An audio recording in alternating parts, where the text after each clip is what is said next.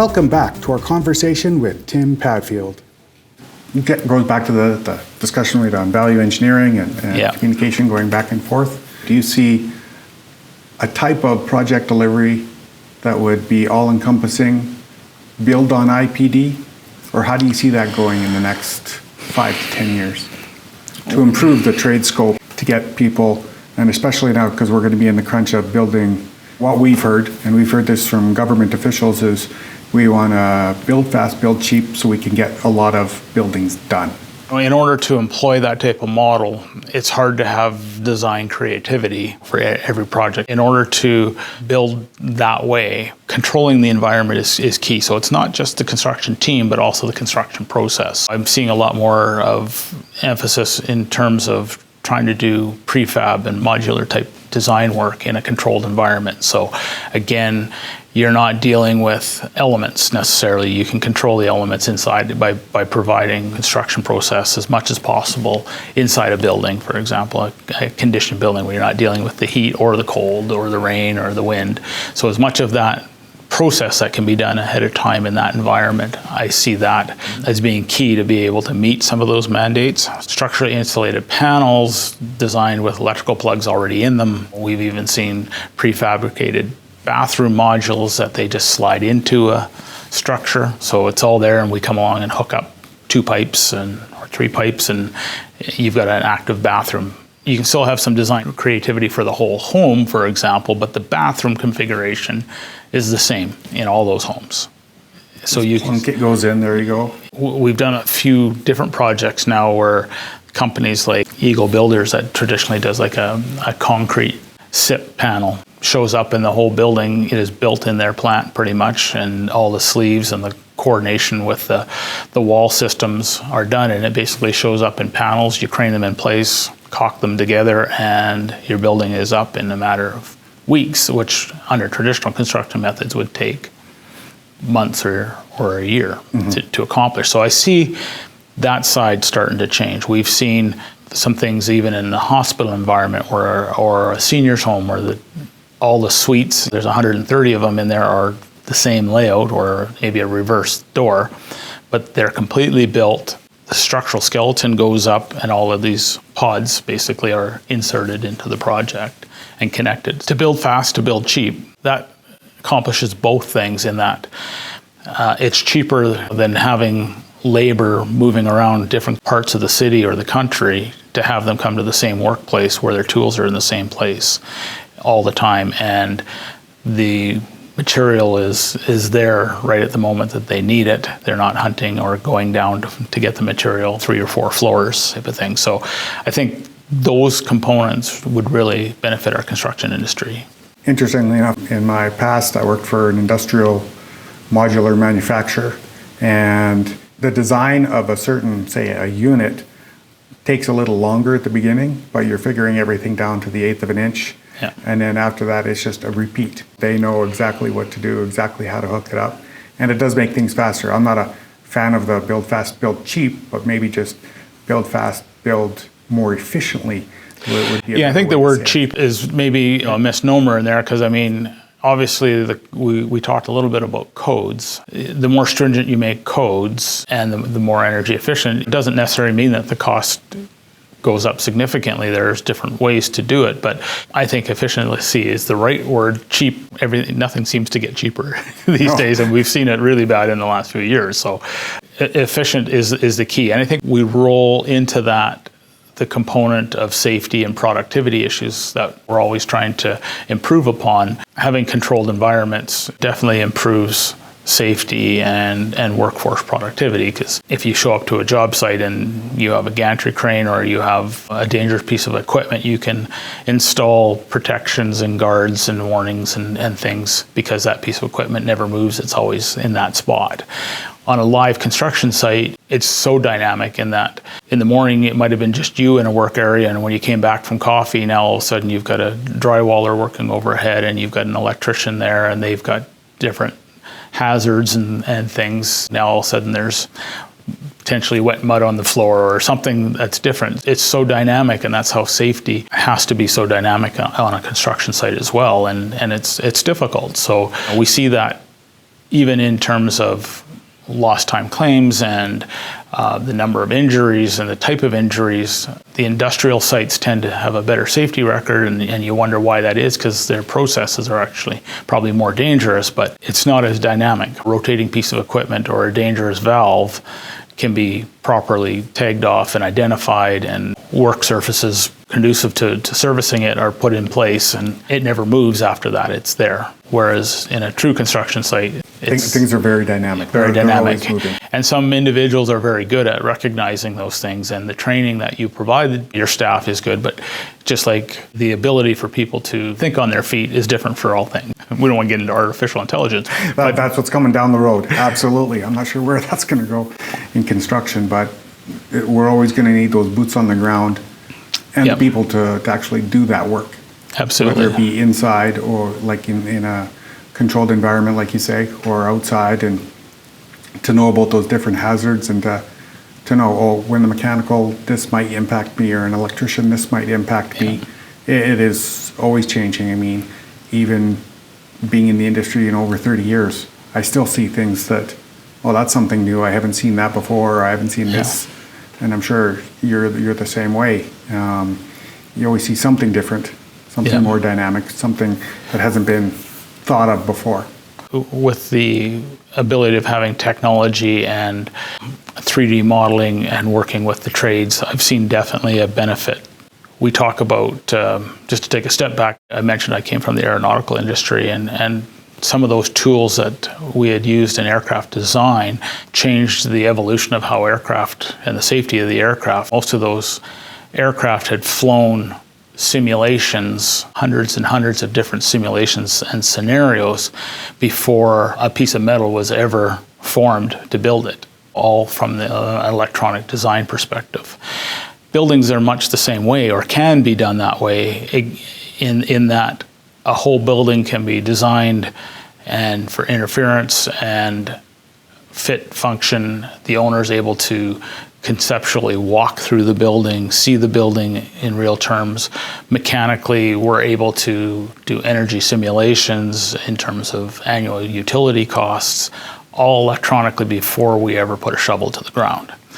Whether or not the fees are conducive to do that level is another thing. So it's definitely a component we have these days, but to be able to put that into play and how much that would help is hard to say, but we are seeing, and particularly we've been dealing with programs like Revit from back in the late 2000s, 2007, 2008, we started working on that, and BIM started coming into play. I can tell now that the industry has embraced it a lot more, and we're starting to see 3D renderings of mechanical rooms on the drawings. So even when you're tendering the project, you have a conceptual view of what the whole mechanical room is supposed to look like. So we are seeing that the industry is embracing that, and it should be making the change order side of things and the jobs a lot better, in that the fit and function of the intended systems are there. We no longer find that nobody's thought about the fact that there's a huge sprinkler pipe and a huge duct, and the T-bar ceiling is only 6 inches from the thing, but we have a 24-inch deep duct going through everything, there. Everything intersects a big concrete beam, and you have a duct that has to go through it. Yeah. Oh, geez. But not every trade or consultant is truly on those systems yet, and it's not being all put in there. So we're still seeing sometimes the sprinkler fitter is omitted from it, or the electrician, and then all of a sudden he decides that they need a cable tray, or it's not so much the prime electrical, it's the data. They come in and work on a Saturday, you come in on Monday morning and there's a cable tray right where you're supposed to have put your piping in. So it still happens. You bring up an interesting point. I think you're going to have an interesting perspective on this, coming from your experience in the aeronautical industry. I believe I've gotten pretty good at getting the drawing onto the plan view, and we made that jump, like you said, in the late 2000s to go more to BIM, to Revit, to design it in 3D.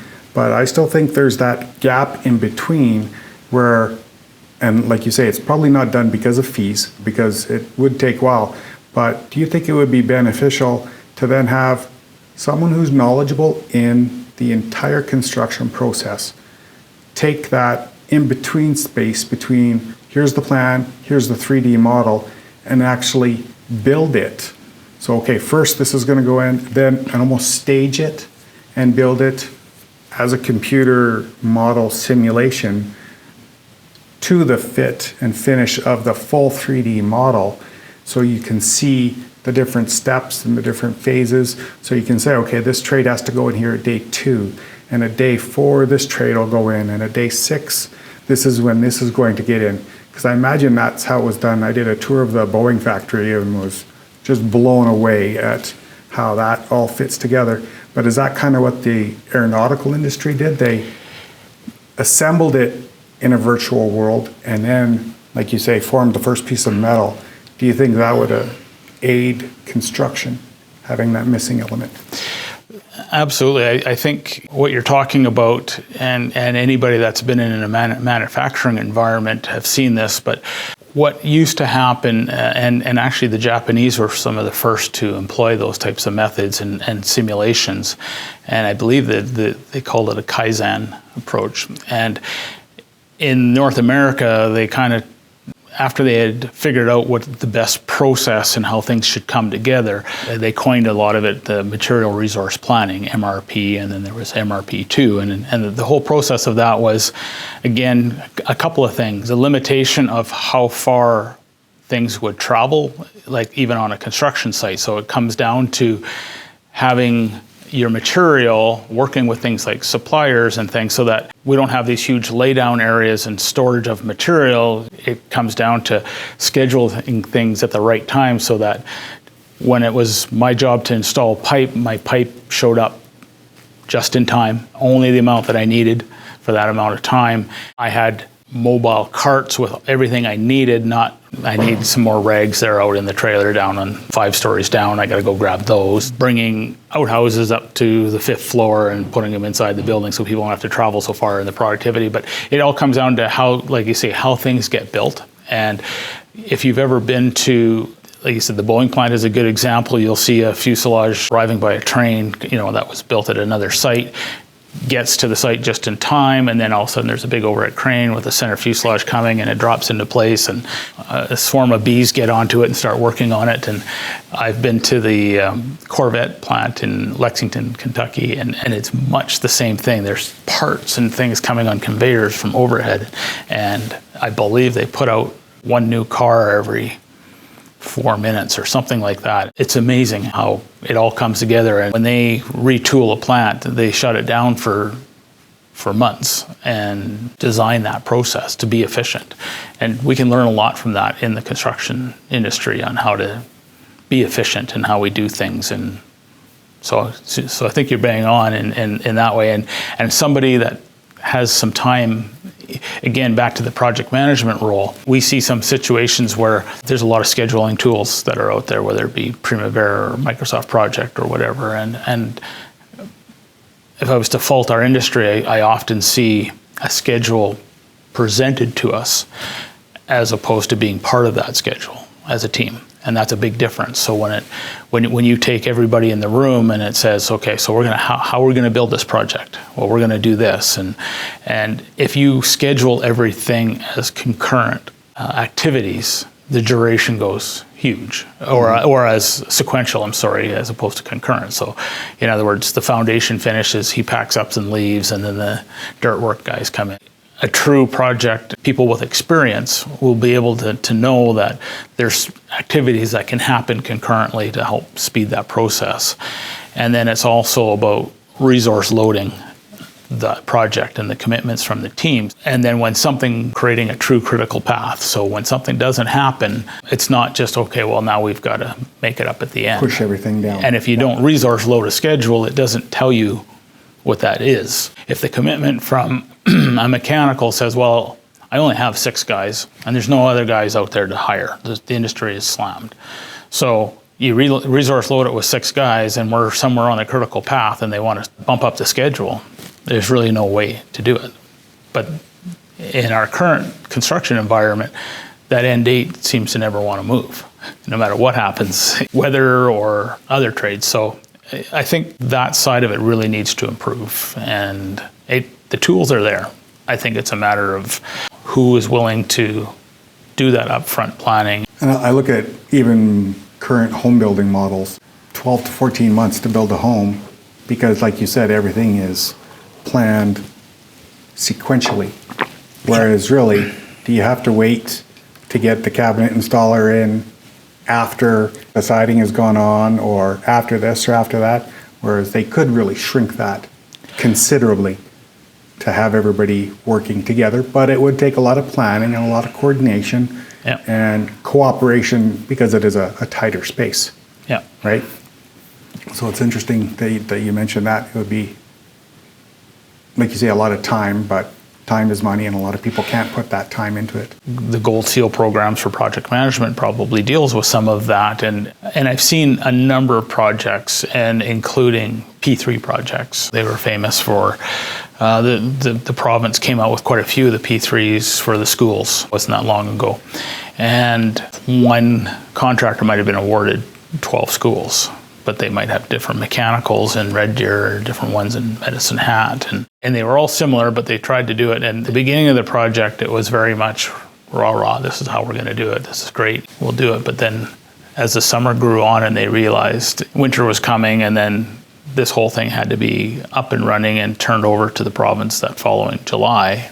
At the beginning, everybody thinks they have lots of time, and if it slips a few days here, so they don't see the end product. And I saw that happen where so much of the upfront planning immediately went out the window at the first conflict. It became a free-for-all at different things, and we can do better as an industry, absolutely. And I think it makes everything look bad from all the trades, and it puts people in an unfavorable situation and predicament, because as a trade contractor, obviously you want to do repeat business and you want to do things for your prime contractors and the owner so that you get repeat business from them. And even though they put you in a bad situation, you do your best to get out of it. But sometimes you can't. And it's to no fault of your own that you end up looking like the bad guy. You get painted with the brush, oh, you were behind schedule, or oh, this went over a little bit. And a lot of times it's not even your doing. Yeah. Right? It's something that's forced upon you. And back to IPD type things, I think it shields the individual trades from that. I think if one trade isn't a team player or truly abuses the situation, they get singled out fairly quickly, but rightfully so. So I think there's some benefit to that. So if you look back on projects that you've done, can you give an example of one that everything just seemed to click? Everything seemed to just progress relatively smoothly? Well, I think there's a multitude of projects that we've done like that. And I think some of the most prominent ones, when they clicked, I'm going to attribute it to the efficiency of the prime contractors, staff, and willingness to make things happen. So we've done several out at the Canadian Forces Base Suffield, some that were done in a traditional bid scope work that worked very well, and some that we've done as a design build. And I've traditionally found the design build world to click better from constructability and time frame perspective. And again, back to all those reasons in that we're a team, and not everything is about the bottom line of your price, potentially.